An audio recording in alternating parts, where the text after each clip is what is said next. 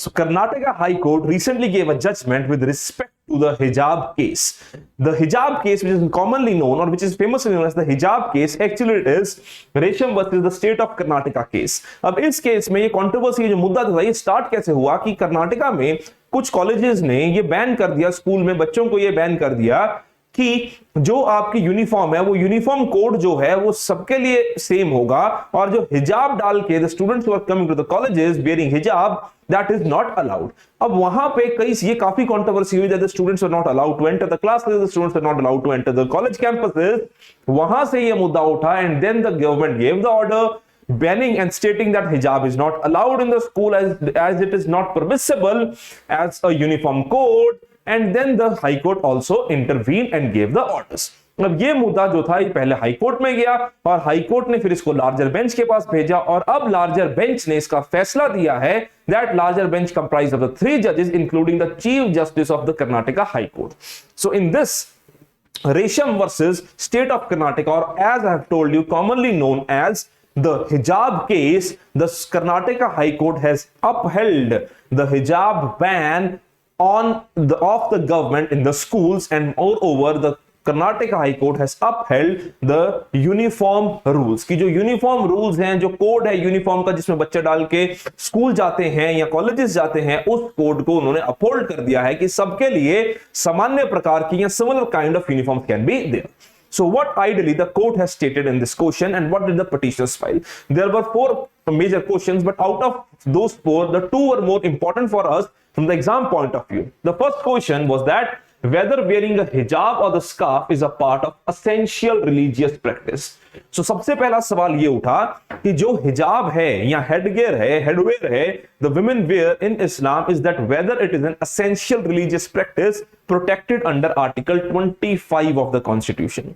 कि क्या ये essential religious practice है which is protected under Article 25 of the Constitution. And the second thing we talked about, or the petitioners filed in front of the court for the consideration, was that whether prescription of school uniform is not legally permissible being violative of Article 19(1)(a), that is freedom of expression, and Article 21, that is right to privacy, कि जो school uniforms बच्चे school में डाल के जाते हैं अगर उनके ऊपर किसी तरह का कोड लगाया जाता है whether it is legally permissible और नॉट, दैट हिजाब wearing is legally permissible not, क्योंकि उन्होंने बोला कि यार कुछ फ्रीडम ऑफ एक्सप्रेशन भी होता है और कुछ राइट टू प्राइवेसी भी है अंडर आर्टिकल 21। अब ये दो केसेस, दो मुद्दे जो थे पिटीशंस ने फाइल करे in front of the Karnataka high court. अब इसके ऊपर देखते हैं कि Karnataka high court what judgment the Karnataka high court has given. So the first thing let us discuss about is essential religious practice, and what did the court say about essential religious practice, because the court firmly stated that wearing hijab is not an essential religious practice. Now, what ideally is an essential religious practice? From where did this concept of essential religious practice started? So, in 1954, in the very famous Shirur Mutt case, the court came up with the idea of doctrine of essential religious practice. Now, in this particular case, in Shirur Mutt case 1954, the court talked about the idea of essential religious practice. अब ये जो essential religious practice है, ये चीज होती क्या है?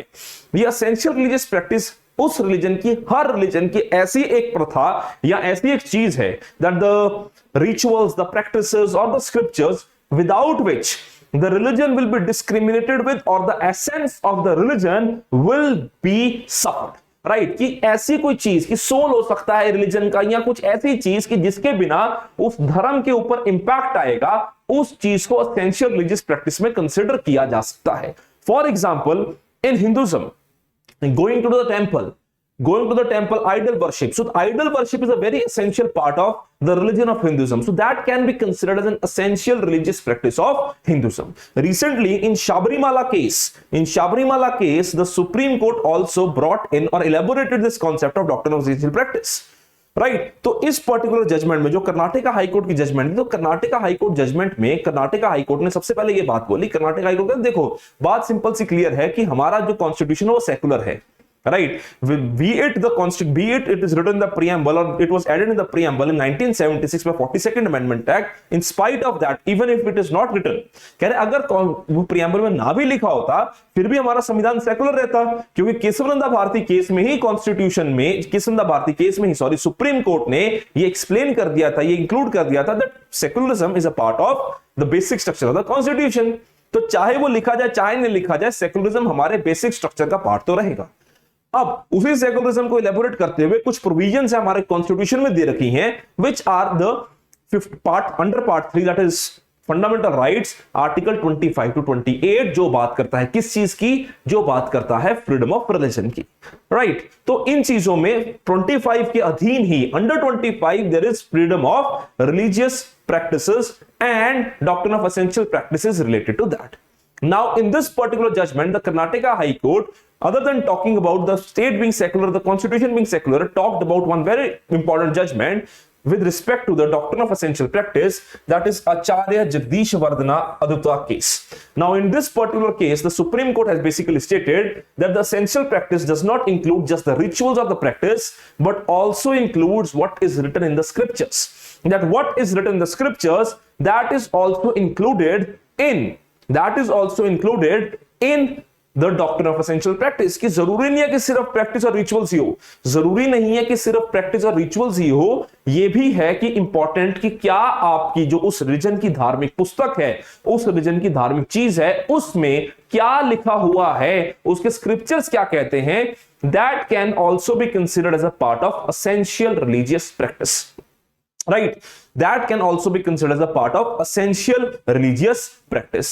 Another thing, that is the second case which is very very important, is Indian Young Lawyers Association case. In this Indian Young Lawyers Association case, the court gave 4 points. The court stated that not every activity associated with the religion can be considered as an essential practice. Court कहता है कि जरूरी नहीं है कि यार हर practice जो religion के साथ एसोसिएटेड है, that can be considered as an essential practice. For example, the religion also evolves with time. The religion also evolves with time. अगर हम एग्जांपल लें, जैसे अब हमारे रिलीजन में कई सारे रिलीजन में डिफरेंट प्रैक्टिस जुड़ी हुई है, जैसे इस्लामिक रिलीजन में मॉस्क एक प्रैक्टिस जुड़ी हुई थी। अब 1990s में सुप्रीम कोर्ट ने इस्माइल फारूकी केस में यह कह दिया that mask is not the essential part of Islam, right. तो जरूरी नहीं है कि कोई भी प्रैक्टिस अगर किसी धर्म के साथ जुड़ी हुई है तो वो एसेंशियल रिलीजियस प्रैक्टिस ही होगी, ये इंपॉर्टेंट नहीं है। दूसरी चीज इस केस में क्या कही गई, that foundation of this practice, कि जो प्रैक्टिस की हम बात कर रहे हैं as an essential religious practice, that practice में either be before the establishment of the religion और should be co-founded with the religion. कि जब रिलीजन की एस्टेब्लिशमेंट हुई या जब रिलीजन की एस्टेब्लिशमेंट हुई, स्थापना हुई, या तो वो प्रैक्टिस उस रिलीजियस प्रैक्टिस या उस धर्म से पहले की हो, या फिर वो रिलीजियस प्रैक्टिस धर्म के साथ ही को-फाउंड की गई। तो कह रहे इन दोनों चीजों में आप उसको एसेंशियल प्रैक्टिस मान सकते हो। तीसरी चीज, that such practice must form cornerstone of your religion. That means any such practice which is being considered as an essential religious practice, that practice must form the cornerstone of a religion. कि मतलब that practice must be very very intrinsic to a religion. जैसे मैंने आपको example दी idol worship की, that such practices are very very essential to a religion, so that practice can be included or can be considered as a essential religious practice. कि मतलब उसके बिना धर्म चलेगा ही नहीं, उसके बिना धर्म चलाएगा कैसे, राइट, या फिर उसके बिना धर्म के साथ डिस्क्रिमिनेशन हो सकती है। such practices can be considered as an essential religious practice, right, and such practice must be binding. Such practice must be binding in a religion, then it can be considered as an essential religious practice, right. Now the Supreme Court, even in the Sabarimala case, included a very significant thing, right. In the Sabarimala case, which was related to the entry of women in Sabarimala temple in Kerala, the Supreme Court elaborated the understanding of essential practice, where the honorable judges of the Supreme Court, especially Justice Chandrachud, in his statement, in his verdict, stated or talked about that essential practices are also associated with the understanding of constitutional moralities. उन्होंने essential practice के idea को ही expand कर दिया और constitutional morality एक नई चीज add करी, किसमें ऐड करी? एसेंशियल प्रैक्टिस के आइडिया में. For example, because they said that the constitutional moralities, like the things like equality, the things like justice, all such constitutional moralities are also practiced in every religion. So all those religions, all the religions, the talk about the idea of dignity of an individual, the dignity of the practitioner, right? कि जो practitioner है, जो धर्म को practice कर रहा है, उसके rituals को practice कर रहा है, उनके लिए वो चीजें इंपॉर्टेंट हैं, जैसे इक्वालिटी है, जैसे जस्टिस है, जैसे लिबर्टी है, जैसे टॉलरेंस है. तो सुप्रीम कोर्ट के जज ने क्या बोला? करे यही सारी बातें हमारा संविधान भी कहता है, right? So the idea of doctrine of essential practice was associated with the understanding of constitutional morality as well, right? Now in this particular case, in the Karnataka case, the Karnataka judges also talked about Islamic law. The Karnataka judges, or they stated that there are four major sources of Islamic law. There are four major sources of Islamic law: Quran, Hadith, Ijma, and Qiyas, right? And the court in their judgment, or the judges in their judgment, they quoted some of the very famous Islamic scholars, right? They stated very Islamic, or they talked about some very famous Islamic scholars, and they stated that Quran, while quoting those Islamic scholars, while talking about those Islamic scholars, they stated that these Islamic scholars have stated that Quran states in a particular surah, the Quran tries to explain that there can be nothing that can be a compulsion in religion, right? They stated that there can be no compulsion in religion, right? And the Karnataka High Court stated that Quran is the ultimate source of Islamic law. Quran is the ultimate source of Islamic law, and while explaining or while elaborating the Islamic scholars' viewpoints on the Quran, they stated that they have stated, or they have talked about this idea that nothing in a religion can be a compulsion, right? So they stated, and moreover they said that in Quran nowhere the word hijab has been understood, or it has been explained that it is considered to be an essential practice. So ultimately the court decided that wearing of hijab is not an essential practice, and nothing of such sort is found in Quran.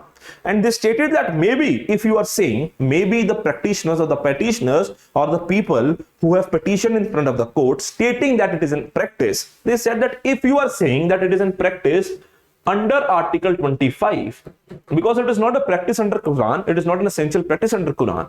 So the court said that if you are saying that it is a practice or a very important practice of Islam, then it can be undertaken under Article 25 of the Constitution, which talks about right to profess, practice, and propagate the religion of your own choice. And now, if this is a practice under Article 25 of the Constitution, if this is a practice under Article 25 of the Constitution, then such practice can have reasonable restrictions attached to it. They can have reasonable restrictions attached to it. And now these reasonable restrictions can even be the uniforms, right? So there can be a reasonable restriction attached to it. So first thing is that they said that there can be reasonable restriction attached to it. And second thing, the court tried to elaborate, or the court tried to explain that with respect to the dress code or the uniform that the students are prescribed, that whether it can be legally permissible. So they said, the court said the prescription of a uniform is a legally permissible right, and uniformity can be ensured by the schools, right? And they said that there is no matter, the court said that there is no matter in which we need to discuss about Article 19(1)(a, right to expression, and Article 21, right to privacy, with respect to the school uniforms.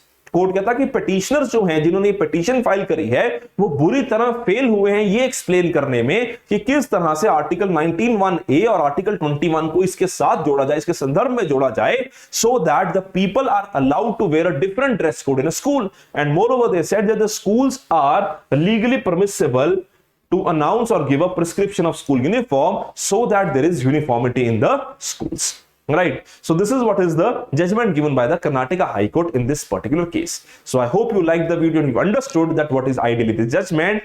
And for more such videos, subscribe to our channel, and I'll see you next time. Until then, thank you and take care.